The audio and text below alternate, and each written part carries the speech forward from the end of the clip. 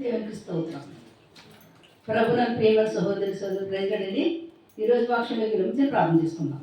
మోహనోత్తర మహాగండ సరక్షితుడ నాదా పరిశుద్ధాత్ముడ, ఆకాశాన్ని భూమిని సమస్తాన్ని సర్వాన్ని సృష్టించిన సృష్టికర్త నీకే స్తుతి, నీకే మహిమకే తెలుస్తున్నాను తండ్రి. ఆకాశాన్ని శ్వాసం భూమిని పాల్గొట్టడం ఆయన మీ పాత్రలను ప్రార్థిస్తున్నాను తండ్రి. ఆయన ఇంతవరకు ప్రభుత్వాన్ని ఆరాధనలో మీరు నా తండ్రి ప్రభుత్వ బిడ్డని వాక్యం చెప్పుచుండగా అపిత్రమైన పెద్దల అగ్ని చేత కాల్చి శరీరాన్ని వణుకుపరిచి మాన స్వరాన్ని వణుకుపరిచి దైస్వరంతో మాట్లాడి దర్శించి నామానికి మహిమను ఘనతను ప్రభావాన్ని పొందుకోమని ఇస్తున్నాం వచ్చినామని తండ్రి. ఆమె.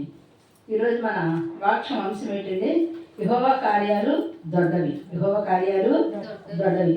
కీర్తన 92 కీర్తన 2-3 వచనాలు చదవండి. యెహోవాను స్తుతించుట మంచిది మంచిది, మహోన్నతుడా నీ నామమును కీర్తించుట మంచిది మంచిది, ఉదయమున నీ కృపను ప్రతి రాత్రి నీ విశ్వాస్యతను 10 తంతుల స్వరమండలములతో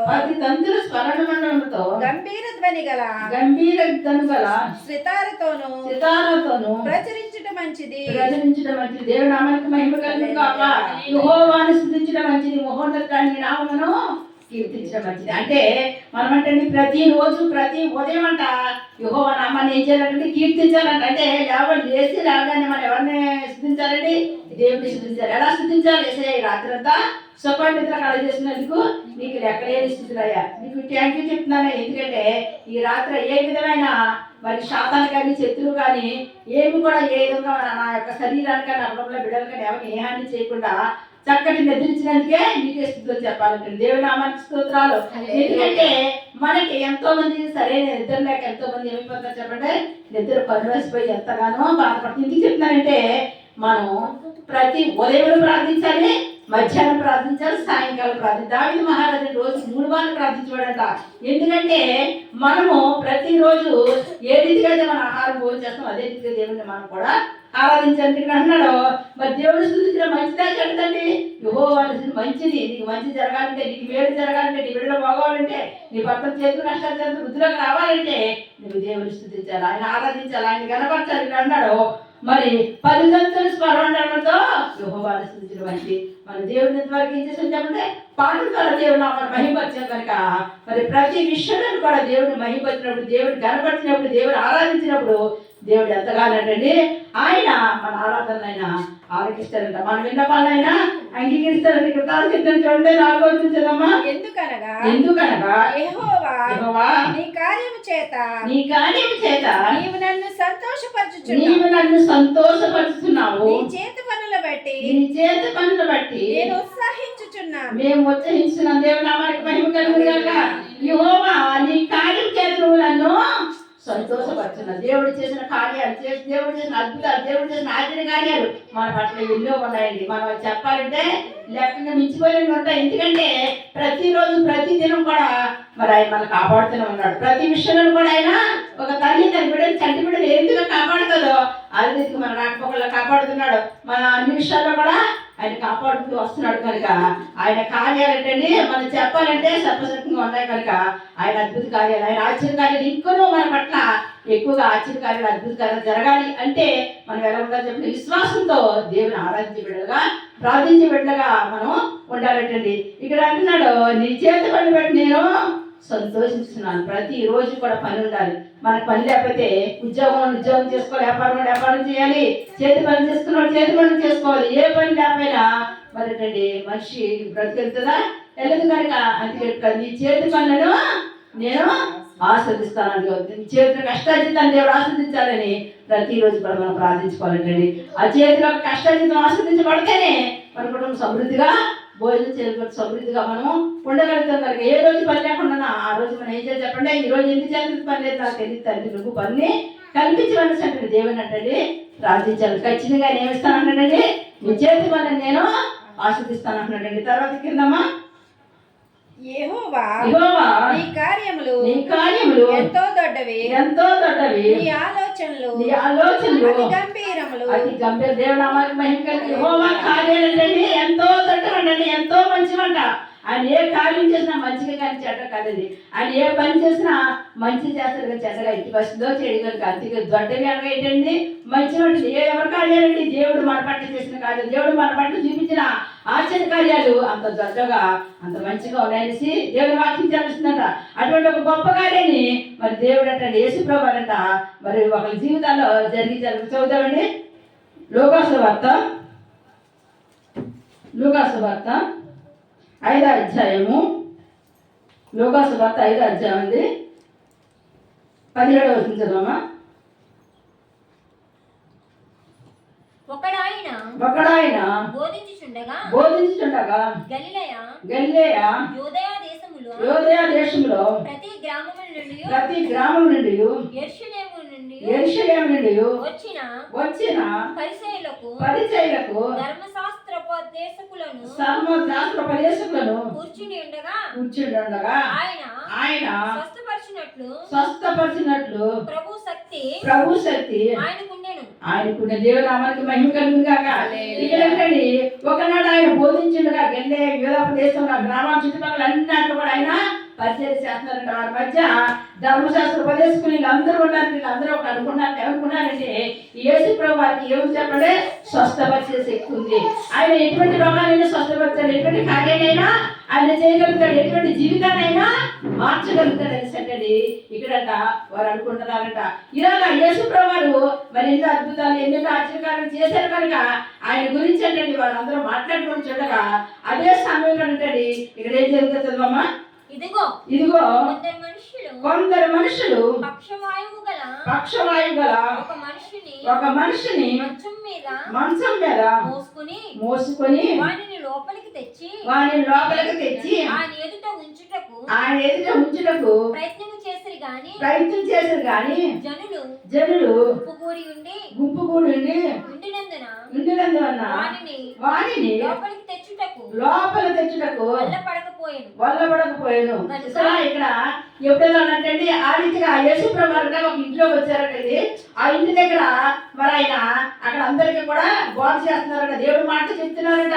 అలా చెప్తున్న సమయంలో మరి కొందరు అనుకున్నారట యేసు ప్రభు చేసిన కార్యాలు, యేసు ప్రభు చేసిన మంచి మంచి విషయాలు తెలుసుకుని కొందరు అనుకున్నారట వాళ్ళ ఇంట్లో ఒక మనిషికి బాగోలేదట. ఆ మనిషి ఏంటండి పక్షవాతం చేత మంచాన్ని పట్టేసి ఉన్నాడంట. ఒక రోజు 2 రోజులు కాదు ఎన్నో సంవత్సరాల మట్టి అదే స్థితిలో ఆ పక్షవాతం చేత మంచాన్ని పడుంటే వీళ్ళంట యేసు ప్రభు మా ఊరు వచ్చారు కదా, ఆయన స్వస్థపరుస్తుంది అందరూ చెప్పుకుంటారు కదా, మనము అతని దగ్గరికి తీసుకెళ్తే ఈ పక్షవాతం ఇతను బాగుపడతాను అంటండి. మరి అతనికి ఎంత ఎరకా ఉంది, ఎవరు దిక్కుమొక్క ఎవరు లేరంట, ఒక్కడే పడుంటున్నాడంట ఇంట్లో. అప్పుడు అంటే చుట్టుపక్కల వారు చూసి ఒక 4 మనుషులంట ఏం చేశారంటే అతను మోసుకోనంటే యేసు ప్రభు దగ్గరికి తీసుకొచ్చారంట. తీరమోస అతను మోసుకొని యేసు ప్రభు దగ్గర తీసుకొచ్చినాడంట. అక్కడ ఎంత మాత్రం స్థలం లేదంట. ఈ యొక్క మనిషిని యేసు ప్రభు దగ్గర తీసుకెళ్లి ప్రార్థిద్దాం అన్నట్టు అక్కడ స్థలం ఎక్కడ పోయిందటండి. ఆ జనం అక్కడ చాలా గుంపులుగా మందలుగా జనాలు ఉండేట. దేవుడు ఒక మాటలో ఆలకిస్తూ ఉన్నాడు. అటువంటి సమయం ఒక ఐడియా వచ్చిందంట. ఇది కాదు పని, మనము మరి యేసు ప్రభువుని ఎరగోలాగా ఈ రోజు ఆయన దగ్గరికి తీసుకెళ్ళాలంటే ఏం చేయాలనుకున్నారంటే ఇంటి కప్పు మనం ఇచ్చేసిద్దానంట మనం చెప్పాలనుకున్నాం. చదవమ్మా. గనుక ఇంటి మీదకి ఎక్కి పెంకులు విప్పి మంచముతో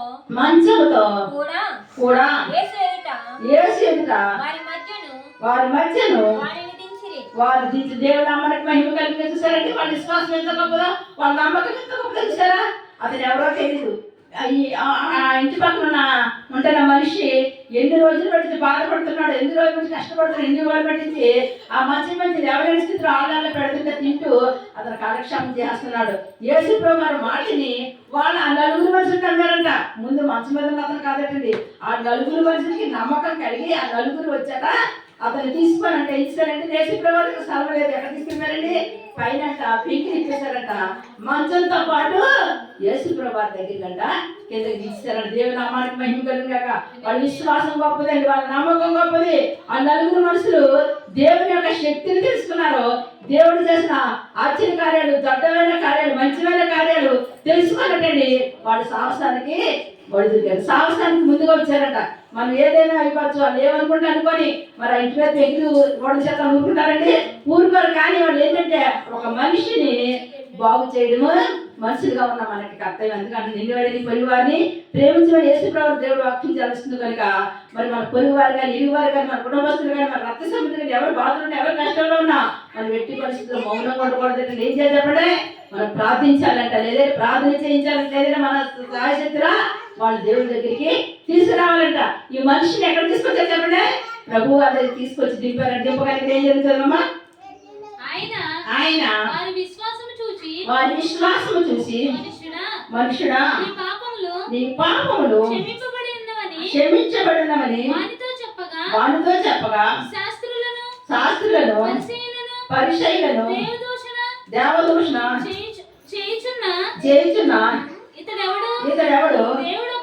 దేవుడు అక్కడే తప్ప ఎవరెవడు పాపము క్షమింపగలడని ఆలోచించుకొని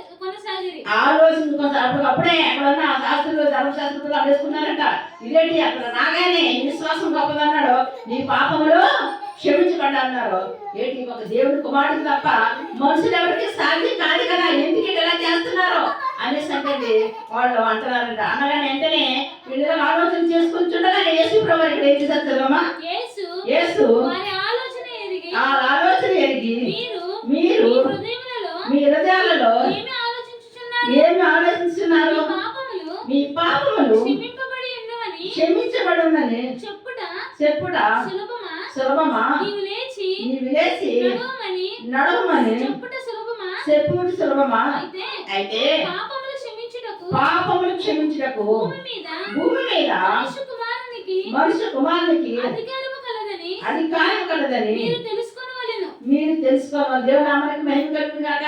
అంటే భూమి మీద మనుష్య కుమారుడికి దేవుడి కుమారుడికి మాత్రం ఏం జరుగుతుందంటే అధికారం ఉందంట. దేవుడికి అధికారం రాకుండా చెప్పండి మనుష్య కుమారుడికి ఉందంటే నీ లోకాన్ని నిన్ను నన్ను రక్షణ చేసేగా మాత్రమే పాపములు క్షమించడాకే ఒక అధికారం ఉందంటండి. ఆయనకి ఎందుకు అధికారం ఉందంటే పాపములు క్షమించడాకే ఈ లోకంలో ఆయన ఏం చేశాడంటే నీకోసం నా కోసం ఆయన మరణాన్ని జయించాడండి. శిలువ మీద ఆయన అనిచేటప్పుడు ఏలాడి 3 మేట్ల మీద ఏలాడి నీకోసం నా కోసం ఆయన రక్తాన్ని చిందించాడు కనుక యేసు ప్రభు రక్తం చేత నీ పాపానికి నా పాపానికి ఏం కలుగుతుంది చెప్పండి? పాపానికి విమోచన కలుగుతుంది. పాపానికి ఏం కలుగుతుంది చెప్పండి? మరి విమోచన కలిగి మనకి పరలోక రాజ్యానికి మార్గం చూపించడానికి యేసు ప్రభు ఈ లోకంలోకి వచ్చారు కనుక ఆయన లోకాన్ని నిర్మించడానికి వచ్చిన లోక రక్షకుడు కనుక ఆ రక్షకుడైన యేసుక్రీస్తు ద్వారా తప్ప నీ పాపము నా పాపము క్షమించబడదు.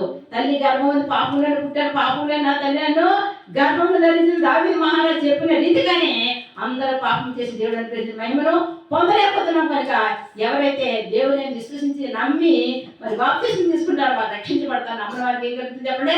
శిక్షించబడుతుందని బైబిల్ వాక్యం చెప్తుంది కనుక ఆ రీతిగానే యేసు ప్రభువు ద్వారా తప్ప ఎవరి ద్వారా ఈ లోకంలో ఎవరి ద్వారా పాపం అనేది పోదండి. ఏ రక్తం ద్వారా ఏ రక్తం చిందించినా పాపానికి విమోచన లేదు. ఒక పరిశుద్ధమైన రక్తము, పవిత్రమైన రక్తము, అమూల్యమైన రక్తము, ఆ కలవరికి మానపైన కాచిన రక్తము, గాయపడిన కాచిన రక్తం, అమ్మలకిట్లో కారుతున్న రక్తం, ఆ రక్తం చేత మాత్రమే నీ కుటుంబానికి శాపానికి విడుదల, పాపానికి విడుదల, రోగానికి విడుదల, అన్ని విషయాల్లో కూడా విడుదల కలగజేసే రక్తం ఏదంటే యేసు ప్రభువు రక్తం ఒక్కడే. ఆయన ఒక్కడే పరిశుద్ధుడు. ఆ పరిశుద్ధమైన దేవుడు నిన్ను దర్శించాడంటే ఆ పరిశుద్ధమైన దేవుడు నువ్వు తెలుసుకున్నావంటే మరి నీ యొక్క గృహంలోనే కాను నీ ఒంట్లోనే కాదు నీ ఇంట్లోనే కానీ ఎక్కడ ఏమన్నా సరే ఆ పరిశుద్ధ రక్తం చేత స్వస్థత విడుదల విజయపడి చేకూరుతుందండి. దానికి ఇక్కడ నిదర్శనంగా మరి ఏం చేసి చెప్పండి? ఆ 4 మనుషులు ఈ పక్షమై గలవారిని తీసుకొచ్చి అక్కడ దింపగానే యేసు ప్రభువు ఆ బిడ్డని చేసి చెప్పండి నీ పాపములను క్షమించబడని చెప్పాడు కనుక వెంటనేటండి అతనంట నడవగలిగాడంట. చదువమ్మా అని వారితో చెప్పి పక్షవాయు గల వాడిని చూసి నీవు లేచి నీ మంచం ఎత్తుకొని నీ ఇంటికి వెళ్ళమని వానితో చెప్పుచున్నాను. నీ ఇంటికి వెళ్ళిచున్నాడు మాటతో చెప్పిస్తారండి. ఎంత గొప్ప సంగతి ఎవరండి? ఎన్నాళ్ళు బట్టి మంచం మీద పడున్నాడు, ఎన్నాళ్ళు బట్టి ఏడుస్తున్నాడు, ఎన్నాళ్ళు బట్టి దైవం బ్రతికేలాగా అయిపోయిందా, నేను ఏ పాపం చేసుకున్నాను, ఏ కర్మ చేసుకున్నాను, ఇన్ని నెలలైనా ఇన్ని సంవత్సరాలైనా ఈ మంచం మీద నా బతుకు ఇలా తెల్లారిపోతుంది అనేసి ఏడుస్తున్న ఈ మనిషినటండి యేసు ప్రభువు పాపాలు క్షమించి నీవు లేచి నడిచి నీ మంచం ఎత్తుకుని వెళ్ళిపోమన్నాడండి. అక్కడ మంచం ఎత్తుకుని వెళ్ళిపోమన్నాడండి. ఎందుకు తెలుసండి? ఇక అతనికి ఆ మంచం మీద పడుకునే అవసరము లేదు. కనుక ఆ మంచం తీసుకెళ్ళి ఎక్కడ పడేస్తారని చెప్పండి, బయట పడేస్తారు. ఎందుకు లేదంటే అది చాలా సంవత్సరాలు పట్టించి ఆ రోగం చేత ఆ మంచం మీద పడినాడు కనుక ఆ మంచం ఏమైపోయింది చెప్పండి, అది శుభ్రంగా పాడైపోయింది కనుక ఆ పాడైపోయిన మంచాన్ని ఎక్కడ పడేసాడు చెప్పండి, బయట పాడేసాడు. బట్టి తన అంతటి తాను ఎత్తుకొని వెళ్ళమన్నాడు. ఇంకొకరు ఎవరు ఆ మంచాన్ని ముట్టుకోలేదు. ఎందుకంటే ఎవరి పాపాలు వాళ్ళే కడిగేసుకోవాలి, ఎవరు దోషం వాళ్ళే తీసేసుకోవాలి. పాపాలు శాపాలు తీసేసిన యేసయ్య సహాయం చేస్తే మన పరిస్థితులన్నీ కూడా తారుమారైతే. ఇక్కడ పక్షపాత గల జీవితం ఏమైపోయింది చెప్పండి, తారుమారైపోయింది. ఆ పక్షపాత గల జీవితంలో నడవలేని మనిషిని నడిపించే శక్తి ఎవరికి తెలిసింది, యేసయ్యకి మాత్రం. ఎటువంటి రోగానైనా ఎటువంటి వ్యాధినైనా ఆయన పరమ వైద్యుడు. ఆయన చేయి పట్టాలంటే ఏ రోగమైనా సరే అయిపోతుంది చెప్పండి, పట్టాపంచులు అయిపోతుంది. ఏ సాతాని క్రియలైనా ఏ యొక్క చీకటి ప్రభావమైన ఏమన్నా సరే యేసయ్య రక్తము ప్రతి పాపం నుంచి నిన్ను నన్ను విడుదల చేస్తుంది, ప్రతి రోగం నుంచి నిన్ను నన్ను విడుదల చేస్తుంది. కాబట్టి పరిశుద్ధమైన దేవుడు మరి ఆయన నీలోకి రావాలనుకున్నప్పుడు ఏం చేయాలో తెలుసా, పూర్ణ మనసుతో పూర్ణ ఆత్మతో నువ్వు ఏ చోట ఉన్నా సరే, నువ్వు ఎక్కడున్నా సరే, ఎలాంటి పరిస్థితిలో ఉన్నప్పుడు కూడా ఆ యేసయ్యను కలుసుకున్నప్పుడు, ఆ యేసయ్యకు ప్రార్థించినప్పుడు ఆయన నీ చెంత చేరి నేను ఆస్వాదిస్తాడు. దేవునామానికి మహిమ కలుగును గాక. చదువమ్మా. వెంటనే వాడు వారి ఎదుట లేచి తన పడుకుని ఉన్న మంచము ఎత్తుకొని దేవుని మహిమపరచుచు తన ఇంటికి వెళ్ళి దేవుని నామానికి మహిమ కలుగాక. దేవుని మహిమపరచడం అంటే దేవుడు మనకు స్వస్థత విడుదల ఆలోచించినప్పుడు ఎవరు మహిమపరచాలి చెప్పండి, ఎవరి ద్వారా స్వస్థత పొందుకున్నాము, ఎవరి ద్వారా విడుదల పొందుకున్నామో, ఎవరి ద్వారా మన పరిస్థితులను తారుమారైపోయో వాళ్ళని యేసయ్యనంటే మరి ఏం చేయాలంటండి, గణపరచాలండి. ఈ మనుషుడ యేసయ్య నామాన్ని కనపరుచుకుంటూ ఆ యేసు ప్రభువారు ఎవరెవరికో బాగు చేస్తారు, ఎవరెవరికో మంచి చేస్తున్నారు, ఎవరెవరికో ముందువారు పాలిస్తున్నారు, గుడివారు చూపిస్తున్నారు, గోగవారికి మాటిస్తున్నారని ఎన్నెన్నో కార్యాలు నేను చెవురాలు విన్నాను. కానీ ఈ రోజు నా పట్ల ఆయన ఒక అద్భుతం చేశాడు, నా పట్ల ఒక ఆశ్చర్యం చేశాడని సంటండి. ఆ యేసయ్య నామాన్ని మహిమపరుచుకుంటూ చక్కగా యాపీ కట్టండి తన మంచం పట్టుకుని తన ఇంటికి వెళ్ళిపోయాడు. దేవునామానికి మహిమ కలుగాక. అటువంటి పరిస్థితులు ఎవరున్నప్పుడు కూడా, రోగంతో ఎవరున్నప్పుడు కూడా, బాధతో ఎవరున్నప్పుడు కూడా, దుఃఖంతో ఉన్నప్పుడు కూడా, వ్యాధులతో ఉన్నప్పుడు కూడా, చెప్పుకొని సంస్థతో బాధపడుతున్నప్పుడు కూడా యేసయ్య దగ్గరికి వస్తారండి. యేసయ్య వాటన్నిటి నుంచి విడుదల కలగజేసే దేవుడు ఉన్నాడు కనుక ఆ పరిశుద్ధమైన దేవుడు ఆ పరిశుద్ధ ఆత్మ చేత నిన్ను నన్ను నమ్మడానికి సిద్ధంగా ఉన్నాడు కనుక మరి ఏం చేయాలంటే దేవుడు కృప కొరకు కనిపెట్టుకున్నప్పుడు అండి మనకున్న వల్ల కూడా ఆశ్చర్యకార్యాలు చేస్తాడు, దొడ్డమైన కార్యాలు చేస్తాడు, మంచిమైన కార్యాలు చేస్తాడు.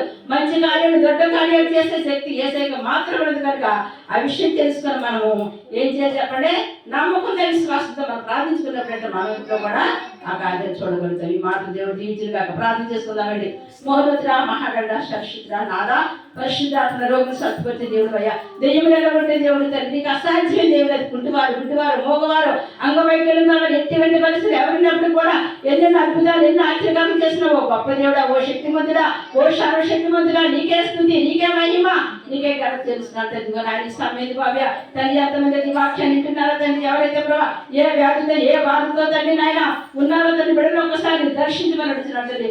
ఏ వ్యాధి బాధ చేత నాయన కుమిలిపోతున్నారో ఒక్కసారి కరుణ చూపించి కటాక్షించి ప్రభావ నీ హస్తం వాళ్ళ మీద ఉంచి తండ్రి నాయన రోగం నుంచి చేసిన విడుదల కలుగును గాక, దయ్య పాత్మ నుంచి విడుదల కలుగును గాక, శ్రీనశక్తుల ప్రభావం నుంచి విడుదల కలుగును గాక. వరి శరవర వరి కందరవర వరి కంబర ధరశరవర రిషికర వరశరవర యేసు శక్తిగల నామంలో నదులేసి క్రీస్తు నామంలో స్వస్థత కలుగును గాక, విడుదల కలుగును గాక. తండ్రి యేసు నామంలో పరిశుద్ధ ప్రతి కుటుంబాన్ని దర్శించినయా, ప్రతి కుటుంబంలో దుఃఖాన్ని వ్యాధిని కన్నీటిని యేసు నామంలో తీసుకునేమే నడుస్తున్నాడు తండ్రి. నాన్న ప్రతి కుటుంబానికి శాంతి సమాధానం కలగజేయమని నడుస్తున్నాడు తండ్రి. ప్రతి కుటుంబానికి రక్షణ భాగ్యం దయచేయమని నడుస్తున్నాడు తండ్రి. చిన్న బిడ్డలు తండ్రి వాళ్ళకి స్వస్థత విడుదల దయచేయండి. వ్యాధి బాధ నుంచి విడిపించి జ్ఞానము తెలివి చదువుకుని బిడ్డలకు చదువుని జ్ఞానము దయచేయమని నడుస్తున్నాడు తండ్రి. ఆయన బిడ్డలు తండ్రి అజ్ఞానం రాస్తున్నారు తండ్రి. ఒకసారి కరుణ చూపించి ప్రభావం చేయబట్టి పరీక్ష రాయించండి ప్రభావం.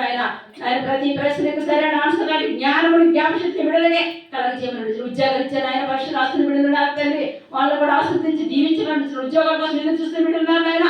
త్వరగా ఉద్యోగాలు వచ్చే కృపను దయచేయమని అడుగుతున్నాడు. ఈరోజు ఎవరికి ఇంటికి వెళ్ళారు ప్రభావ ఆ బిడ్డల మీద జ్ఞాపకం చేస్తున్నాడు. ఉద్యోగాలు వచ్చే కృప దయచేయమని అడుగుతున్నాడు తండ్రి. నాయన గర్భఫలం లేకుండా బాధపడుతున్న బిడ్డ గర్భఫలాలు అనుగ్రహించమని అడుగుతున్నాడు. గర్భఫలాలు ఇచ్చిన బిడ్డ తగిన సమయంలో ఆరోగ్యాలు పెట్టుకుంటే కృప దయచేయండి ప్రభు. నాయన ఈరోజు డెలివరీ కృపను అనుగ్రహించమని అడుగుతున్నాడు తండ్రి. నాయన ఈరోజు ఎవరైతే ఆపరేషన్ చేయించుకుంటారో వారందరికి మంచిగా ఆపరేషన్ చేసే కృప యేసు నామములో కలుగును గాక. సహాయం చేయండి, దీవించండి, ఆస్వాదించిన ప్రభావ రిక్షా డ్రైవర్ కానీ విమాన డ్రైవర్ వరకు ప్రభు నాయన నీకు నుంచి నీ కాపుల నుంచి తండ్రి నాయన క్షేమంగా సురక్షితంగా వాళ్ళ గృహానికి వచ్చే కృపను దయచేయమని అడుగుతున్నాడు తండ్రి. వాళ్ళ చేతులు కష్టాన్ని వృద్ధిలో తీసుకురండి పరిశుద్ధాత్మ. సహాయం చేయండి, దీవించండి, ఆస్వాదించి విదేశాలు వెళ్తాల్సిన బిడ్డలకు నాయన తండ్రి సక్రమంగా వెళ్తాక నాయన మార్గాలు దారి క్షాళనం చేయమని అడుగుతున్నాడు తండ్రి. రాజా రక్షణ నాద మా ప్రార్థన గోపురానికి ఎంతమంది ఫోన్ చేసి ప్రార్థన చేయించుకుంటారో అప్పుడే అందరూ ముట్టండి స్వస్థ యూట్యూబ్ ద్వారా ఎంతమంది వాక్యం వింటున్నారో వాళ్ళ కుటుంబానికి శాంతి సమాధానము స్వస్థత విడుదల చేస్తూ నామములో కలుగును గాక. ప్రతి సార్వత్రిక సంఘాన్ని జ్ఞాపకం చేసుకున్న ప్రభావ ప్రతి సేవ పరిచయాన్ని ఆస్వాదించిన ప్రభావ రక్షణ నాద పరిశుద్ధాత్మ తండ్రి నాయన ప్రతి సంఘంలోని ప్రభావ తండ్రి నాయన ఆత్మలు పండుకొచ్చే కృప దయచేయమని అడుగుతున్నాను తండ్రి. రాజా నిన్నెరగా నీ నామం తెలియక రక్షించిపోయినా అనేక ఆత్మలు ఎదిగించి రక్షించే కృప ప్రతి బిడ్డకి దయచేయమని అడుగుతున్నాను తండ్రి. మా ప్రపంచ దేశాన్ని మీరు జ్ఞాపకం చేసుకోండి, ముఖ్యంగా మయాన పట్టణాన్ని జ్ఞాపకం చేసుకోండి. మయాన పట్టణంలో ప్రభావ ఎటువంటి ప్రకృతి విపత్తుల ద్వారా ఎటువంటి ఇబ్బందులు రాకుండా మయాన పట్టణాన్ని కాపాడమని అడుగుతున్నాను తండ్రి. శాంతి భద్రతను దయచేయమని అడుగుతున్నాను ఆయన. రక్షణ రాదా రోడ్డు ప్రమాదాలు జరగకుండా ఆత్మహత్యలు చేసుకోకుండా ప్రభు నాయన ఎవరస్తులు ఎవరి కాలంలో జీవితాలు పాడు చేసుకోకుండా నాయన శత్రువైన శాతాన్ని చేతుల్లోంచి నాయన వాళ్ళకి విడుదల దయచేయమని అడుగుతున్నాను తండ్రి. ఎవరిస్తున్న విడుదల ప్రభు నాయన మీరు వాడుకోమని అడుగుతున్నాను నాయన. ఇప్పుడు చూపించి కన్ను చూపించి కటాక్షించమని అడుగుతున్నాను. వచ్చి బిడ్డలందరికీ ఆరోగ్యం బలము శక్తి కృప దయచే రక్షణ బిడ్డకి రక్షణ దయచేయండి అయ్యా. మారు మనసుని బిడ్డకి మారు మనసుని దయచేయండి తండ్రి నాయన. అందరూ అంతటా రక్షణ పొందుకునే కృప దయచేయండి. నీ రాకడ అతి సమీప పొందు నీ రాకడ ప్రతి ఒక్కరు నాయన సిద్ధపడే బిడ్డలుగా మార్చమని అడుగుతున్నాను. ప్రతి ఒక్కరు నాయన ప్రార్థనా పరులుగా మార్చమని అడుగుతున్నాను తండ్రి. అన్ని విషయాలు వేడి చేసి దీవించి ఆస్వాదించి నీ కృప చేత నింపి నడిపించమని యేసు శక్తివంతమైన నామమున ప్రార్థన మీకు సమర్పణ చేసుకున్న నామా పరమ తండ్రి. God bless you.